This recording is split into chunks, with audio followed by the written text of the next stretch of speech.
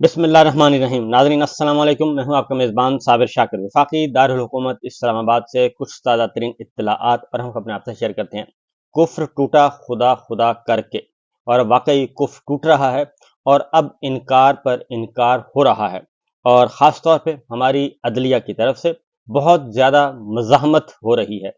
जो मज़ाहमत सियासतदान कभी किसी ज़माने में करते थे और इस वक्त पाकिस्तान तहरीक इंसाफ और इमरान खान कर रहे हैं, अब वो मज़ाहमत जो है वो अदलिया की तरफ से हो रही है, ऑनरेबल जजेस की तरफ से हो रही है, क्योंकि इंटेलिजेंस इदारों की और मिलिट्री स्टैब्लिशमेंट की जो मुदाखलत है वो बहुत ज़्यादा बढ़ चुकी है, और हमारा जो सिस्टम है उस सिस्टम को कोलैप्स करने में कोई देर बाकी नहीं है। अगर यही सब कुछ चलता रहा तो सारे का सारा सिस्टम, हमारे इंस्टीट्यूशन कोलैप्स कर जाएंगे, और फिर जो फर्द वाहिद के हाथ में आएगा, जो फर्द वाहिद की सोच में होगा, वही कुछ होगा। यानी माइट इज राइट, जिसकी लाठी उसकी भैंस, जिसके पास ताकत होगी, जो अपने आप को ताकतवर समझेगा, वो वही कुछ करेगा। और ये इस वक्त भी हो रहा है।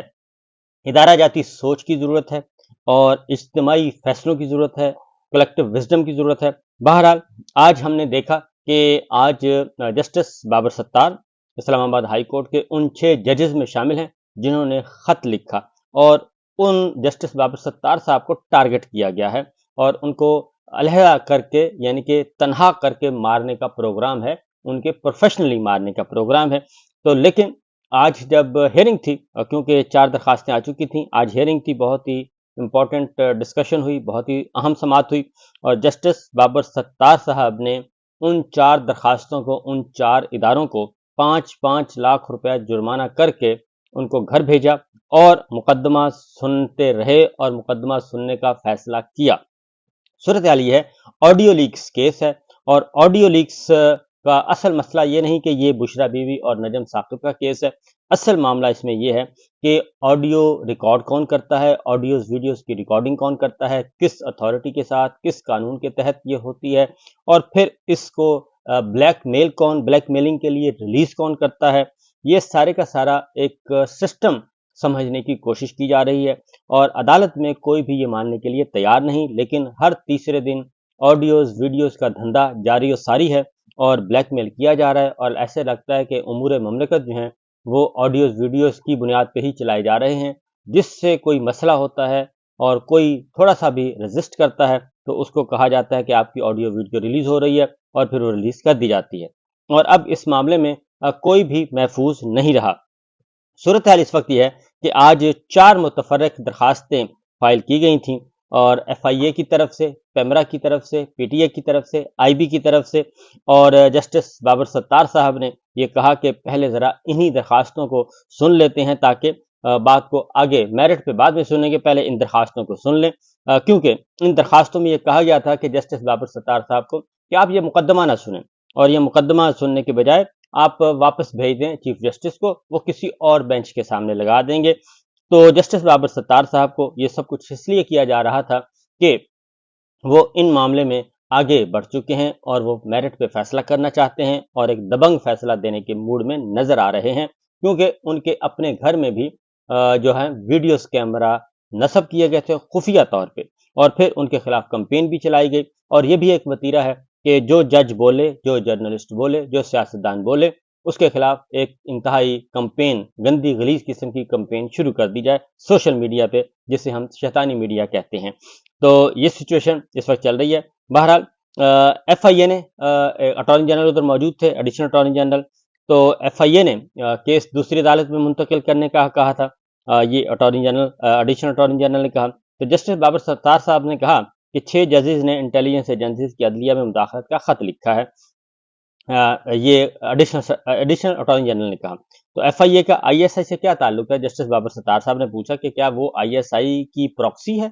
FIA जो है, FIA को क्या मसला है कि मसला इस वक्त ISI का चल रहा है, इंटेलिजेंस इदारों का चल रहा है, तो क्या FIA जो है वो ISI की प्रॉक्सी है?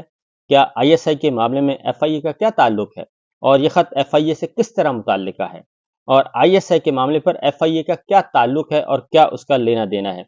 जस्टिस शौकत सिद्दीकी के जो इल्जामात हैं, इस अदालत के जजेस इनको सपोर्ट कर रहे हैं, जस्टिस बाबर सत्तार साहब ने कहा। और इस अदालत के जजेस ने کہا ہے کہ وہ جسٹس شوکت صدیقی کے الزامات کی تحقیق کرنے کو سپورٹ کرتے ہیں۔ آپ نے خط کا جو حصہ پڑھا ہے یہ ISI سے متعلق ہے، FIA سے متعلق نہیں ہے، جسٹس بابر ستار صاحب نے کہا۔ ایڈیشنل اٹارنی جنرل منور دوگل تھے، جی بالکل ایسا ہی ہے، انہوں نے کہا۔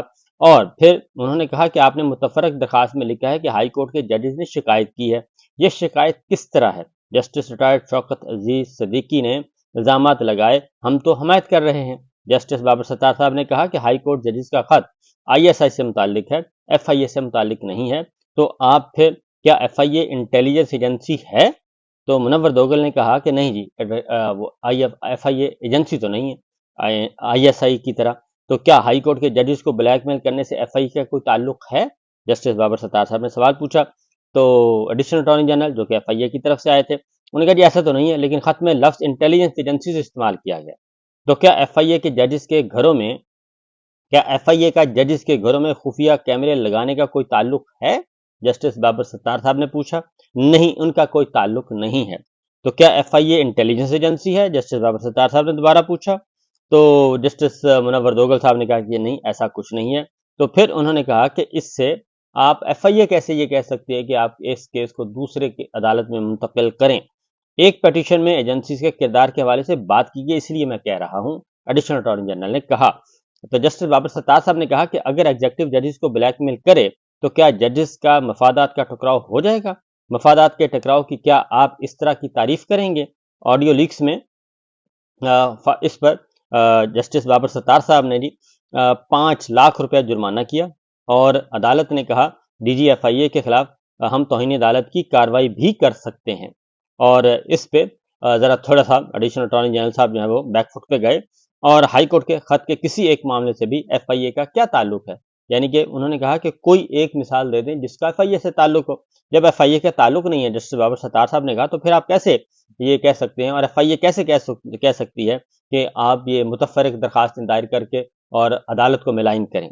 بادی نظر میں تو FIA کا کوئی تعلق نہیں بنتا۔ تو ایڈیشنل اٹارنی جنرل بالکل پتلی گلی سے نکل دی ہے، اور FIA کی درخواست اسلام آباد ہائی کورٹ جسٹس بابر ستار صاحب نے خارج کر دی، اور 5 لاکھ روپے جرمانہ عائد کر دیا۔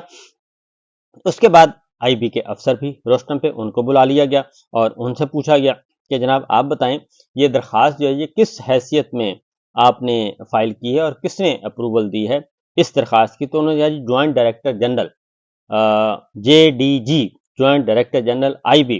تو انہوں نے کہا جی ان کا کوئی نام ہوگا، تو ان کا نام جی انہوں نے بتایا طارق محمود صاحب۔ تو طارق محمود صاحب کے حکم پہ یہ فائل ہوئی ہے، تو joint director general intelligence bureau نے اس کی منظوری دی ہے۔ تو IB جسٹس بابر ستار صاحب نے جی اگلی پیشی پر IB کے اعلیٰ حکام کو طلب کر لیا، اور اس کے بعد پھر باری آتی ہے پیمرا کی۔ تو پیمرا کے ساتھ بھی یہی کچھ ہوا، اور آپ اس فیصلے کی بنا پر اپنے دلائل مکمل کر سکتے ہیں، جسٹس بابر ستار نے پیمرا کے وکیل سے یہ کہا۔ تو انہوں نے یہ کہا کہ جناب آپ کس صورت میں، پیمرا سے بھی پوچھا کہ آپ کس حیثیت میں، آپ کا کیا مسئلہ ہے؟ تو سیم وہی جو FIA کے آرگومنٹ تھے کہ FIA یہ معاملہ ہے انٹیلیجنس ایجنسی کا، اور درخواستیں دے رہے ہیں پیمرا اور FIA اور IB اور PTA، یہ کس طریقے سے آپ دے رہے ہیں؟ تو ایسا کوئی قانون ہے کہ ایک جج نے ایک فیصلہ دیا تو اس کا متعلقہ کیسز ہمیشہ وہی سنے گا؟ کیونکہ یہ پیمرا نے بھی یہ کہا ہے کہ جسٹس بابر ستار صاحب آپ کیس نہ سنیں، یہ اس سے پہلے ایک فیصلہ ہو چکا ہے، تو آپ جسٹس کیانی صاحب کو واپس یہ بھیج دیں، وہی سنیں گے۔ تو جسٹس بابر ستار صاحب نے کہا کہ کیا ایسا کوئی پہلے سے مثال موجود ہے کہ ایک نوعیت کے مقدمہ ایک جج سن لے تو دوسرا جج سن نہیں سکتا؟ تو پیمرا کے وکیل نے کہا جی ایسا کوئی قانون موجود نہیں ہے۔ تو پیمرا کو بھی 5 لاکھ روپے جرمانہ عائد کر دیا گیا، اور اس کے ساتھ بھی یہی سلوک کیا گیا۔ اور اسلام آباد ہائی کورٹ نے PTA کا بھی یہی کیا، PTA نے بھی بینچ پر اعتراض کیا تھا، اسے بھی 5 لاکھ روپے جرمانہ کر دیا، اور اس کی درخواست بھی خارج کر دی۔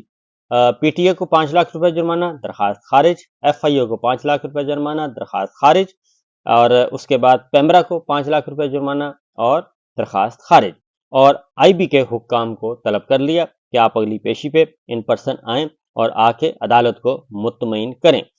تو یہ آج کی کاروائی ہوئی ہے، جس کے بعد پھر چودھری اعتزاز احسن صاحب آتے ہیں، اور انہوں نے آ کے یہ بتایا کہ جناب آپ بھی تشریف لائیں، اور چودھری اعتزاز احسن صاحب چونکہ عدالت کی معاونت کر رہے ہیں، اور اس میں یہ پبلک انٹرسٹ کا معاملہ ہے، FIA کو خود سے ایکشن لینا چاہیے۔ چودھری اعتزاز احسن صاحب نے کہا، اعتزاز صاحب آج یہیں روکتے ہیں، آپ آئندہ سماعت پر عدالت کی معاونت کریں، اگر آپ چاہیں تو تحریری طور پر اپنا بریف جمع کروا سکتے ہیں۔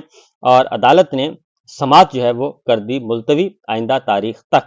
اس کے علاوہ جی جسٹس بابر ستار صاحب کی عدالت نے چیف جسٹس پاکستان کے خلاف کمپین بننے والی JIT کے TORs بھی طلب کر لیے، اور جو JIT چیف جسٹس پاکستان کے خلاف کمپین پر بنی تھی وہ آڈیو لیکس معاملے کو کیوں نہیں دیکھ سکتی؟ عدالت نے کہا بے نظیر بھٹو کیس کے مطابق کسی کی بھی جاسوسی غیر قانونی ہے۔ جسٹس بابر ستار صاحب نے کہا کہ کیا یہ عدالت صرف ڈکلیریشن دے دے اور اس کے بعد فیڈریشن اس کی خلاف ورزی کرتی رہے، یعنی عدالت اپنے فیصلے جاری کرے اور اس کے بعد حکومت جو ہے اس کی خلاف ورزیاں کرتی پھرے اور اس کو کوئی پوچھنے والا بھی نہ ہو؟ تو یہ نہیں ہو سکتا۔ جسٹس بابر ستار صاحب نے کہا کل کوئی درخواست آتی ہے اور فیڈریشن آ کر کہہ دیتی ہے کہ ہم نے نہیں تو کیا تو کیا ہوگا؟ تو اعتزاز صاحب اس نقطے پر عدالت کی معاونت کریں۔ اس کے بعد جسٹس چودھری اعتزاز احسن صاحب نے اس پر نہ صرف عدالت کی معاونت کی بلکہ چودھری اعتزاز احسن صاحب نے کہا کہ آج کا جو عدالت کا پروسیجر میں نے سن کے، کورٹس کی سماعت سن کے، آج میرا دل وہ کہتے ہیں جی باغ ہو گیا، اور عدالت نے بہت ہمت کا مظاہرہ کیا ہے اور ایسا ہی کرنا چاہیے، کیونکہ اس وقت لاقانونیت جو ہے وہ عروج پر ہے۔ یہ تو ہو گیا جی آڈیو لیکس کے معاملے میں جو ایک فیصلہ سنانا چاہ رہے تھے اور اس کو روکنے کی کوشش کر رہے تھے یہ حکومت اور حکومت کے ادارے۔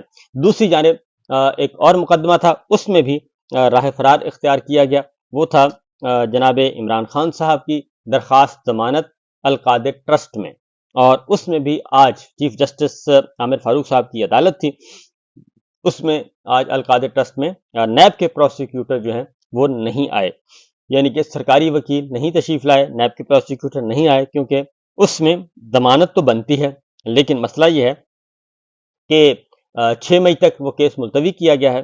اس میں اصل چیز یہ ہے کہ کوشش یہ کی جا رہی ہے کہ درخواست ضمانت لٹکتی رہے، اور اگین چیف جسٹس عامر فاروق صاحب کی عدالت ہے اور وہاں پہ ویسے ہی شکوک و شبہات پائے جاتے ہیں، تو یہ درخواست لٹکتی رہے اور ادھر سے احتساب عدالت جو ہے وہ عمران خان صاحب کو سزا سنا دے اور اس طرح کہا جائے کہ جی یہ درخواست جو ہے وہ غیر مؤثر ہو گئی ہے۔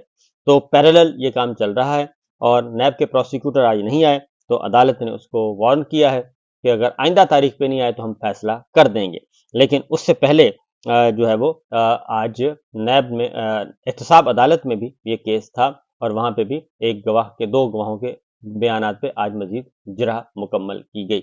اجازت دیجیے، اللہ حافظ۔